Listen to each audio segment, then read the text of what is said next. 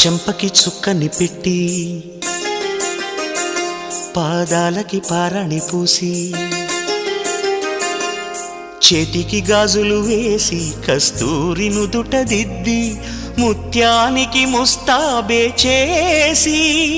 మా హృదయాలను బోయిలుగా మలచిన ఈ పల్లకిలో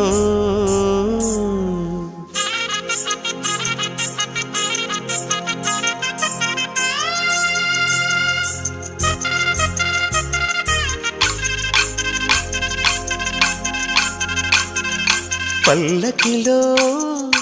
పల్లకిలో పెళ్లి కూతురు రాణిలా ఉంది, మహారాణిలా ఉంది.